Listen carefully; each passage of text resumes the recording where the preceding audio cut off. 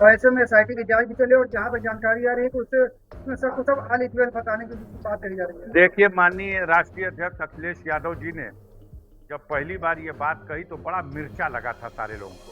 हई देखो कि राम मंदिर में चढ़ावा का न आगे न जांच करे, लेकिन जैसे ही जांच शुरू हुई उनकी कही हुई सारी बातें अक्षरशः सही साबित हो गई। चोरी हुई है, भयंकर चोरी हुई है, और अब धीरे धीरे फंडा फूटता जा रहा है। हम लोगों ने इतिहास में पढ़ा है और सुना है, एक लुटेरा था जिसे दुनिया महमूद गजनवी के नाम से जानती है, जो सोमनाथ के मंदिर पर आक्रमण करके और वहां से चढ़ावा लूट के ले गया था।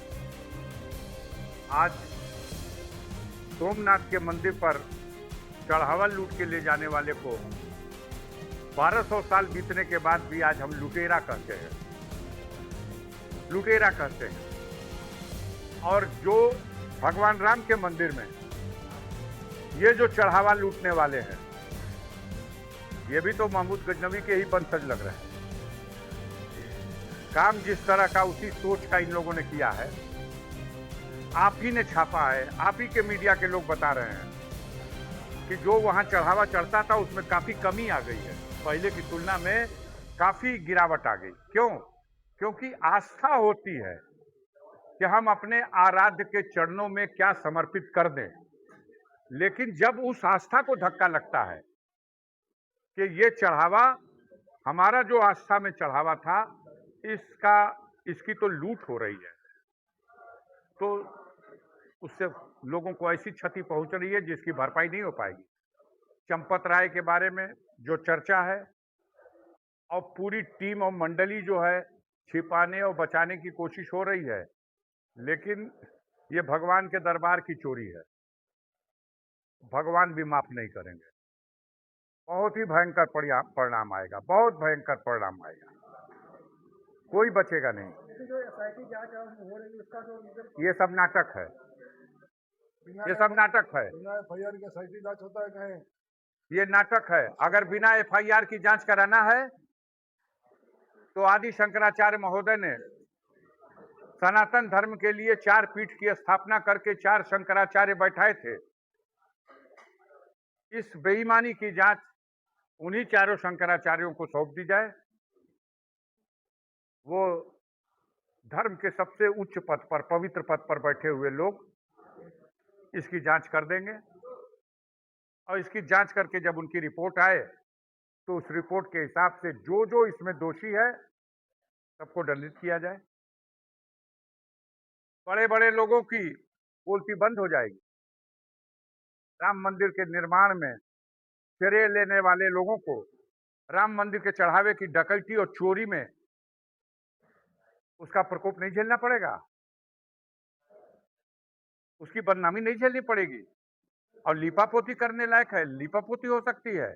चढ़ाए हुए लोग बता रहे हैं कि हमने मणि जड़ित आभूषण चढ़ाए थे, वो नहीं है, मुझे रसीद नहीं दी गई।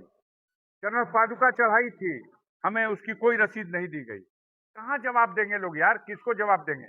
ये वो लोग हैं जो समझ रहे हैं कि हमको अब मरना नहीं है, हम अमर हैं, हमको मर के जा करके किसी को मुंह दिखाना नहीं है, हमारा कोई हिसाब किताब नहीं होगा। ऐसा नहीं है, इस पाप का हिसाब किताब होगा और इसी दुनिया में हो जाएगा, आप देखते रहिए। धन्यवाद।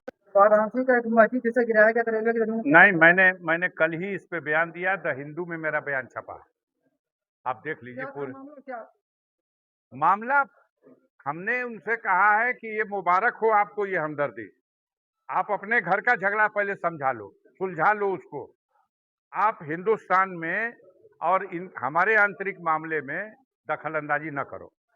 भारत का मुसलमान आपसे अच्छे स्थिति में है और भारत में संविधान है, लोकतंत्र की व्यवस्था है और भारत में स्वतंत्र न्यायपालिकाएं हैं।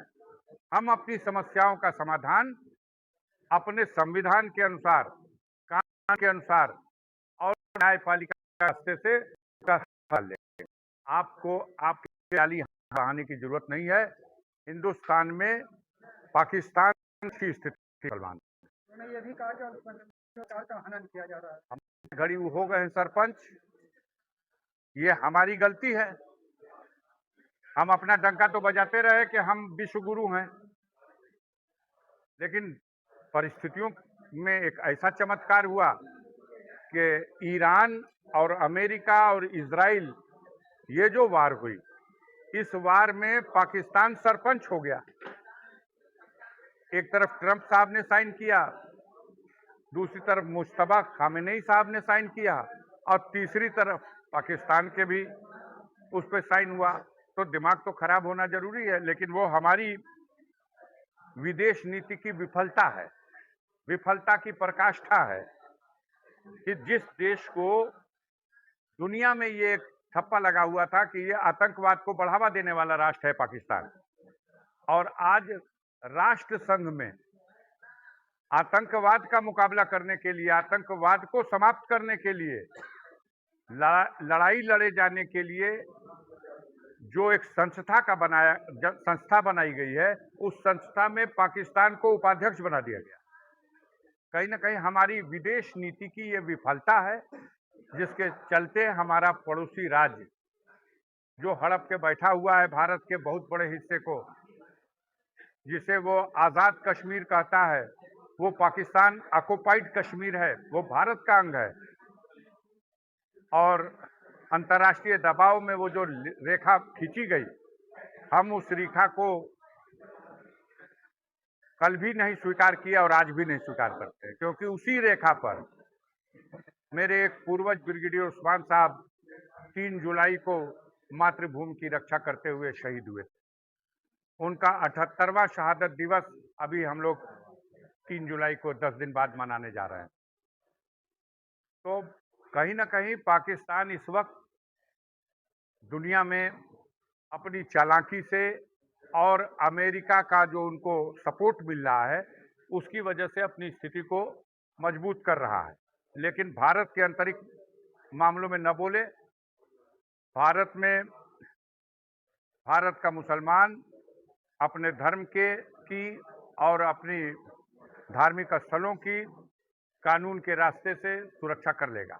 हम ये भी चाहेंगे आपके माध्यम से कहना कि हमारी सरकार को भी ये सोचना चाहिए कि जब अभी रेलवे का भी वजूद नहीं था, और न रेलवे स्टेशन था, न रेलवे लाइन थी बनारस में, उससे पहले कि वो बनी हुई गंज शहीदा की मस्जिद, अगर उसको गिराए जाने के लिए रेलवे ने नोटिस दिया है, तो बहुत ही गलत ये फैसला है, बहुत ही गलत ये कार्रवाई हुई है। सरकार को इंटरफियर करना चाहिए, रेलवे को मना करना चाहिए कि आप ऐसा कैसे कर सकते हो। हमें जहां तक पता चला कि मस्जिद कमेटी के लोग माननीय उच्च न्यायालय इलाहाबाद में सारे तथ्यों को लेकर गए हैं, और हमें उम्मीद है कि वहां से न्याय मिल जाए।